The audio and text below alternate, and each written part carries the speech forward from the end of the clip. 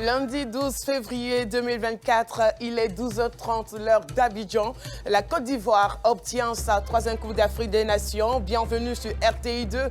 À présent, les titres. CAN 2023, un parcours fou et une victoire en finale pour les éléphants face au Nigeria sur un score de 2-1.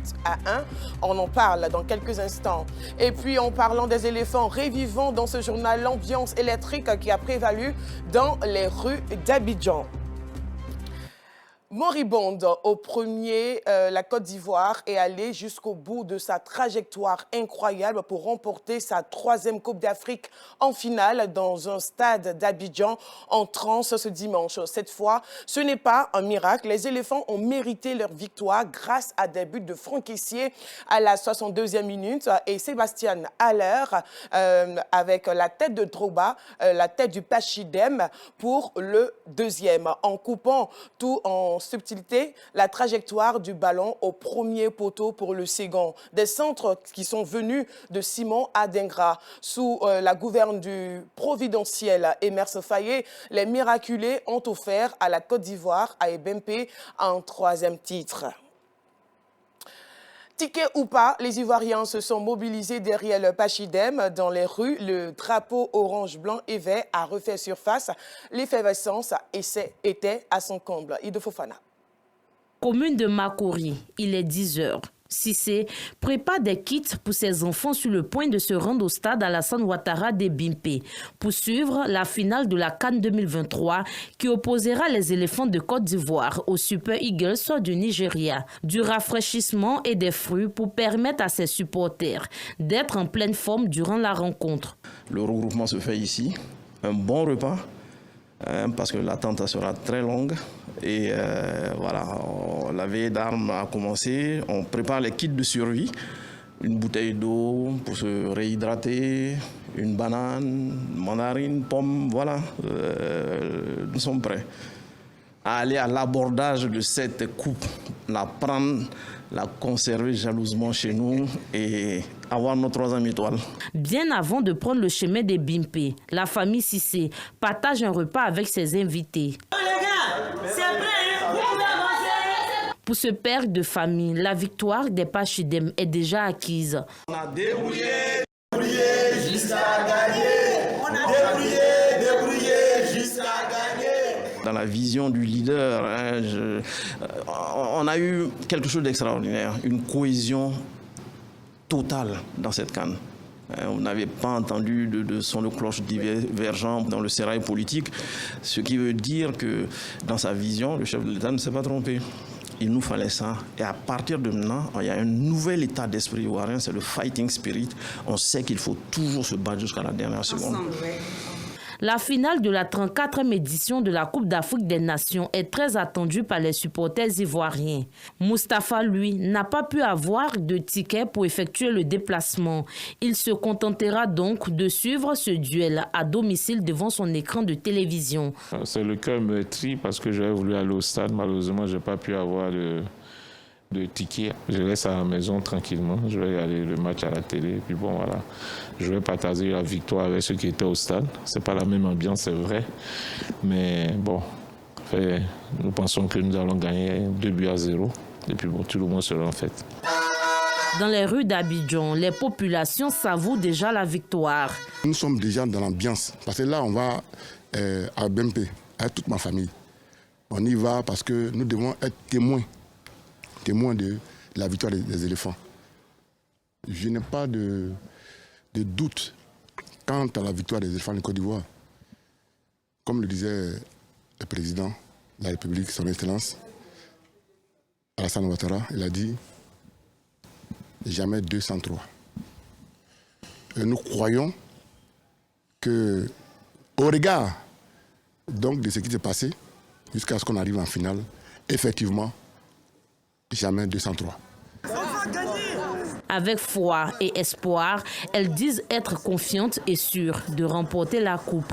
On a passé toute la nuit à voir comment le match va se dérouler avec plusieurs scénarios, mais au finish, toujours on termine par la victoire. On s'est dit toujours on va gagner. L'adrénaline a commencé à monter depuis hier jusqu'à cet instant-là. Donc on se prépare actuellement pour 20h calés devant la télé et puis bon, pour attendre la victoire. Pour cette cérémonie de clôture, personne ne veut se faire raconter l'événement. Des supporters venus de l'extérieur convergent vers le stade. Je suis à Côte d'Ivoire et je suis là pour le match entre le Nigeria et la Côte d'Ivoire. Je suis quitté de Maryland, United States, pour être là avec ma sœur et son mari. Nous sommes là pour supporter la Côte d'Ivoire.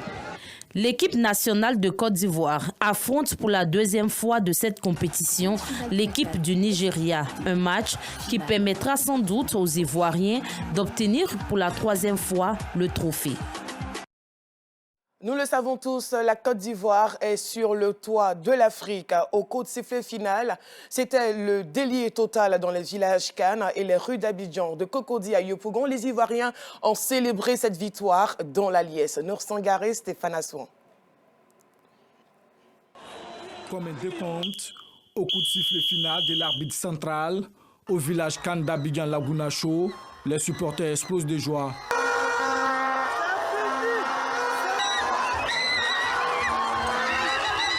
C'est le délire total. La Côte d'Ivoire est championne d'Afrique. On revient de loin, on revient de très loin et c'est l'occasion de dire vraiment bravo, bravo, bravo aux éléphants. Ils ont fait honneur à notre pays, ils ont fait honneur au président Alassane Ouattara. Les Ivoiriens ne se sont pas découragés, ils ont cru à notre équipe et finalement on a remporté la coupe. On est sur le toit de l'Afrique. Bravo à tous les Ivoiriens pour cette belle canne. Ces supporters ont cru en leur équipe depuis la qualification pour les huitièmes de finale jusqu'à la consécration. Toute la gloire revient à Dieu. C'est lui seul. Parce que quand on regarde notre parcours jusqu'à la fin, ce n'est que Dieu. Lui seul. Je voulais dire merci au Seigneur. C'est Dieu qui nous a accordé la victoire. Voilà, avec le Seigneur, on peut partir de rien. La coupe est chez nous, elle ne bouge pas. Je suis arrivée ce matin de Paris spécialement pour cette canne. Et c'est notre canne et je suis très heureuse, on l'a prise. Merci Seigneur. Un peu plus loin, au quartier Anono, c'est une foule débordante de joie qui envahit la rue. Au quartier de la Riviera Palmeraie, dans cet espace de divertissement, les supporters esquissent des pas de coups de marteau. Un coup de marteau victorieux, un coup de marteau victorieux pour dire merci aux éléphants. La Côte d'Ivoire est championne, nous sommes heureux, très heureux d'ailleurs. Et je me demande, est-ce qu'on va dormir? Parce que c'est à fêter. Après combien d'années, nous sommes très heureux d'avoir cette coupe. Je suis vraiment heureux et très content pour la dignité que les éléphants de Côte d'Ivoire ont apporté à l'Afrique tout entière et la Côte d'Ivoire au peuple ivoirien pour la réconciliation. Ça a été un match très épique et les éléphants ont fait preuve de sérénité, comme je le dis toujours. Vraiment, ça a été un match très dense qui a montré la valeur de notre équipe, la vraie valeur de notre équipe. La victoire me rend fier d'être ivoirien. Notre joie est indescriptible. Ce matin, nous étions à l'église Ariste. Nous avons demandé à Dieu de nous donner cette coupe, parce que c'est sur nous. Alors nous étions dans la joie de Jah. Nous avons la certitude que cette coupe restera. Voilà que je suis venu retrouver mon peuple. Et dans le peuple, nous sommes en joie aujourd'hui. Toute la population d'Abata est sortie pour dire merci à Dieu. Merci au premier responsable de la Côte d'Ivoire. Plus loin, au quartier Toit-Rouge, dans la commune de Yopougon, c'est dans une ambiance féerique que ces supporters ivoiriens ont célébré la victoire des éléphants. Yopougon, c'est spécial, hein. Je vous dis, Yopougon, c'est vraiment une commune qui est vraiment familiale et c'est vraiment le truc populaire. Et moi, j'adore cette ambiance-là. Tout le monde se ressemble, tout le monde est pareil, tout le monde est sur le même but. Et voilà, c'est ça, la fête. Cette troisième étoile est l'accomplissement d'une prophétie qui dit « La canne, c'est chez nous, donc la coupe reste ici ». En couple ou en groupe d'amis, les supporters se sont rendus nombreux sur le 5e pont qui porte le nom du chef de l'État, son Excellence Alassane Ouattara, pour célébrer la victoire des éléphants. Certains n'hésitaient pas à s'offrir des clichés. Nous restons une fois de plus en compagnie de Nour Sangaré et de Stéphane Assouan. Après la remise du trophée aux éléphants de Côte d'Ivoire, champions d'Afrique, des supporters se sont donné rendez-vous sur le 5e pont Alassane Ouattara pour célébrer la victoire de manière particulière. En couple ou constitués en groupe d'amis, ils ont pris d'assaut le pont. Certains n'hésitaient pas à s'offrir des clichés pour immortaliser l'instant. Je suis venu pour les séances des photos et pour célébrer aussi la victoire aussi des éléphants. Parce que le 3 février, c'était mon anniversaire et ils m'ont fait une victoire aussi pour le 3 février. C'est magnifique, donc nous sommes venus ici rien que pour manifester notre joie et puis être avec la population. C'est ce qui nous amène ici ce soir sur ce pont. Parade, chants, danse, bref, l'ambiance devenait plus électrique au fur et à mesure que le nombre de supporters s'accroissait.